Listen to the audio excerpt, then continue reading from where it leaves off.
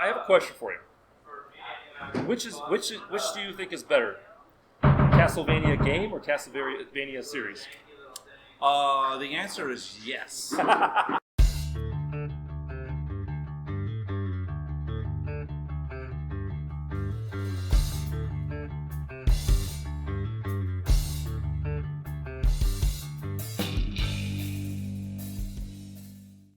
This video is brought to you by Tile. We'll hear more about them later. For now, let's get on to today's video. Welcome to Room 6, the channel dedicated to local and not so local music and the people that make it. And as you notice, I'm not in Room 6. That's because I'm at the Griffin on Fremont Street, a bar with character, shall we say. And my guest is actually a repeat offender on Room 6. I interviewed him last year in a parking lot, so this is an upgrade. My guest is a frontman for a four-piece metal band that's based out of Greenville, South Carolina, and he's previously was a guitar player for the band Nile. You may have heard of them. He's also a guest artist in his own right, and currently is on the Sex Lies DNA tour. Please welcome to the channel, Dallas from Narcotic Wasteland. Say hi. What's up?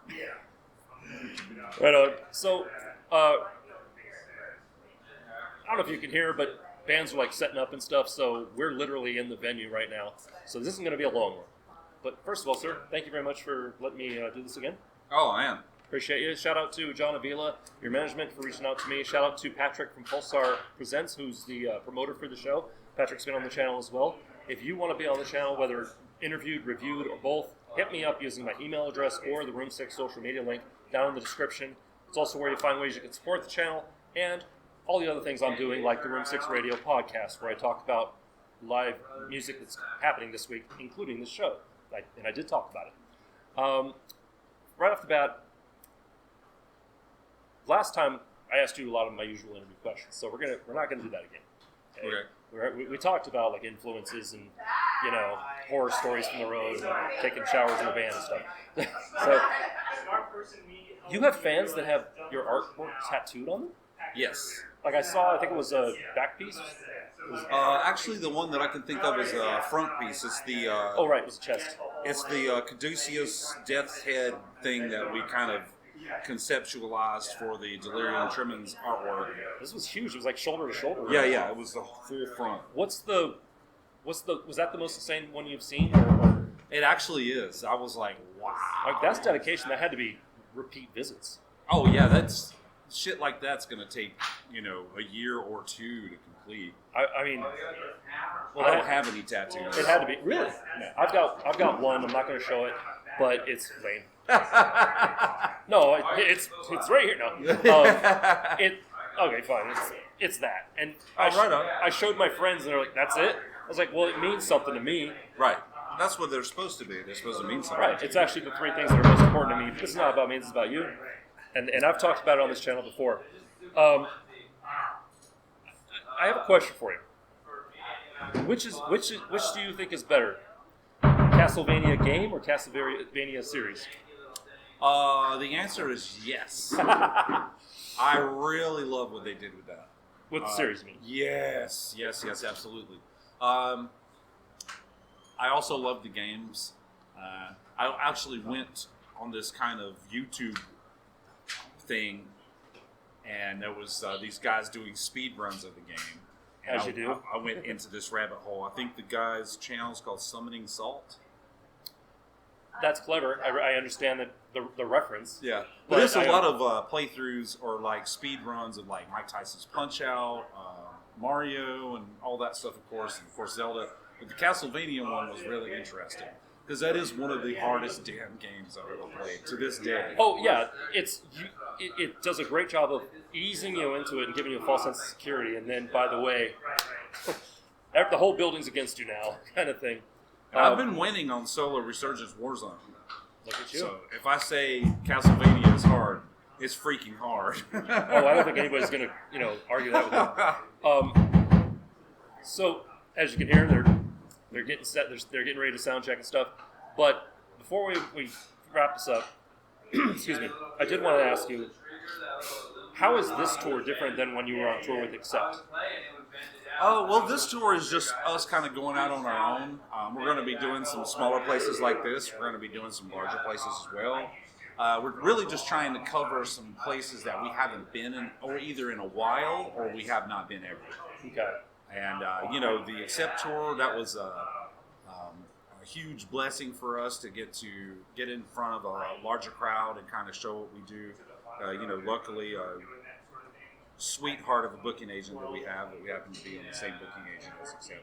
Oh, okay. So that kind of worked itself out, and so this is just really us still putting the word out for us, and just trying to hit some places that we again have either not hit in a while or have never played. Right. So Right on. And by the way, if you're interested in what that was all about, go through my channel. I'll probably have a thumbnail on the screen. I interviewed him in the parking lot of Counts Vamped, where they opened up for Accept. They're like German heavy metal legends. The place was packed. There were people there literally just for you, and there were many people for Accept. And the second Accept hit a note, it's like I thought it was packed before. It was just like double. I literally had to just put my camera up like this. I was like, this is what you're getting, YouTube. I couldn't get anywhere close to the stage. I know that normally when you tour, you have a few musicians you bring on the road with you that aren't necessarily like the recording band. Yeah, that's just unfortunate that, I'm thankful for everybody that believes in the project that wants to work with me. But, we just had some serious lineup changes over the years. Some of it was fucking COVID related, some of it was other shit related, whatever. It is what it is. But, me and Joe are already writing new material, so the live Narcotic is what you're going to hear, not on this upcoming album, but what you hear live will be on the next album for sure. Right on. That is the goal. That was always the goal. And I just been rolling with the punches just to try to get the material complete so I can move on. And, Joe and I have already, he wrote the lyrics for Victims of the Algorithm. So he's already kind of, getting into the stuff. And we've got another song that'll be for the next, it'll probably be the next single after this album release. Because the plan is actually tomorrow, it's already actually out, but tomorrow Sex, Lies, and DNA releases. It's the new single. I want to put out one more single, and then we're going to put the album out, and it'll be behind me then, and I can just bury and consecrate the fucker and move on with the current lineup. That's what I really want to do, because I could not be more thankful and more proud of my current lineup. It's the best the band's ever sound. It's the best ever been. In every aspect, on and off the stage, this is the dream team. I know that sounds... No. I mean, it takes a while to cultivate that. People you can also hang out with and, like, be in a van with or whatever. Are you still in a van to start this tour? Oh, yeah. We're doing the van thing, man. I actually... Check out my social media. Brett actually recorded us going through some very beautiful deserty, mountainous stuff today on the way here, because we're actually me and Brett drove from Greenville, South Carolina to Denver, Colorado. That's a hike. Then we hung out with Joe and we rehearsed, and then we drove from Denver to here today. That's a hike too. Oh yeah, well actually we started yesterday. Yeah. We wanted to get here early enough, Yeah. And And for you new musicians out there, I cannot stress how important it is to show up early to whatever it is you do. Honor your commitments and show up early, because crap's going to go wrong, and it makes an impression on people that you're reliable. All right, that's enough of my dad talking. So, And now, a word from our sponsors. Thanks, Josh from the past. It's a sad fact for musicians on the road or just playing at their local bar that gear gets stolen sometimes because people. Fortunately, there's a way to help get it back. With Tile, you have a backup plan when something needs to be found. Just tap Find in the Tile app. Watch the Tile detector's green rings fill in as you get closer to them. Tile also has lost and found stickers with a QR code full of your contact info. That can be scanned by whoever finds it. If you lose something when you're out and about, Tile can help you locate it. view its most recent location on a map, and it'll show you the last time it was with you or the last time your Tile app was able to locate it. You can also tap Notify when found, so the Tile network, which is every phone running the Tile app and their network extenders, can help locate the lost item. Each device on the network is able to help locate Tile trackers and send location updates to your Tile app, anonymously of course. And with the Premium Protect plan, Tile will even reimburse you if something can't be found. Just for watching this video, and for being part of Room 6, and for a limited time only, you can use my affiliate link down in the description to get peace of mind and save some cash. Plus, you'll be helping out the channel. Thanks to Tile for being a sponsor, and let's get back to the show. Yeah, and we've definitely been late on some shows, and I've definitely heard some lip from my booking agent about it, but it was nothing we could do. But we still went there and kicked ass, and that was all that really mattered. But yeah, you want to say, for instance, the pocket computer tells you it's going to be a 12-hour drive. Okay, just go ahead and call it 15. Right. Because, you got to stop and eat, and you got to get gas, and you got to take a leak, use the bathroom, all that stuff. So, It seems like there's always this moment when you're making the plan that there's a crossroads, and you're like, all right, well, it's going to cost more money if we take like an extra day here and an extra day there, but if something goes wrong, we'll miss it and we won't make money, kind of thing. So the way to do it is get paid before you leave, eh? That's the dream. Yeah. That's the dream. Right on. Well, we're almost done. One more question for you, but by the way, at some point during this interview, I probably put in a quick sponsor spot message. If that interested you, please feel free to click the link down in the description. That's the best way to help the channel. But also, go swing by room6.shop.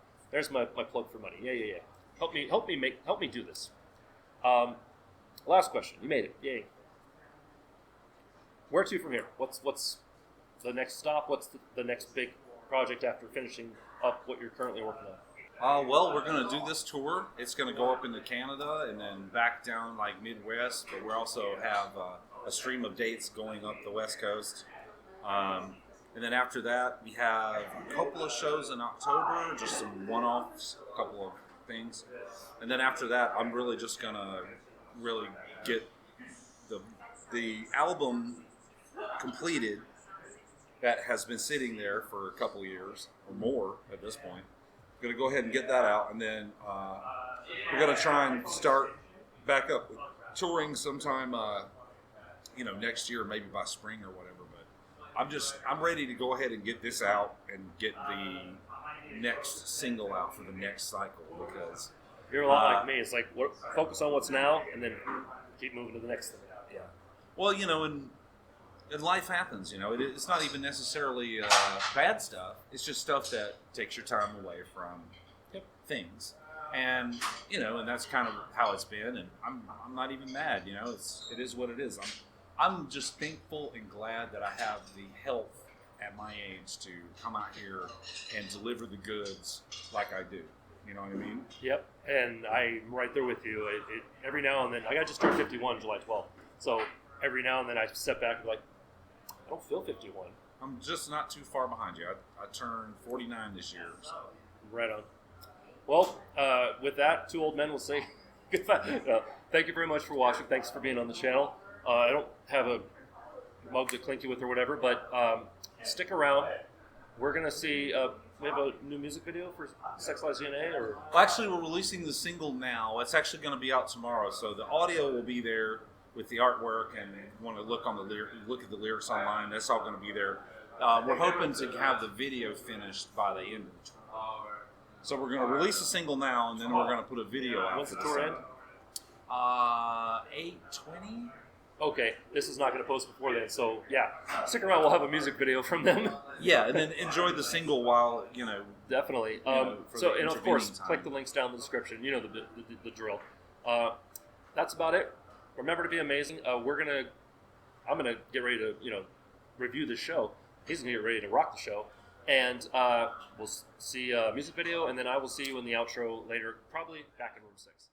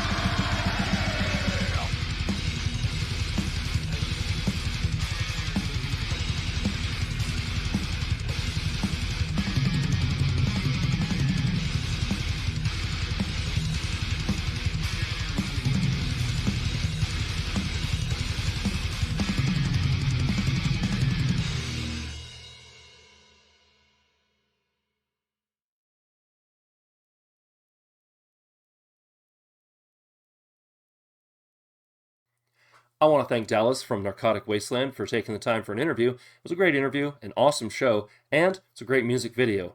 Click the link down in the description to get your own copy of Sex, Lies, and DNA. And while you're at it, click all the social media links down there that I've put down there. What else? Oh yeah, if you want to see more videos like this, click up here.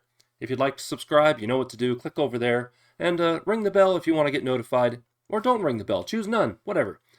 And if you want to hear my own music, which is definitely not heavy metal, click over there. Remember to be amazing, and we'll see you next time on Room 6.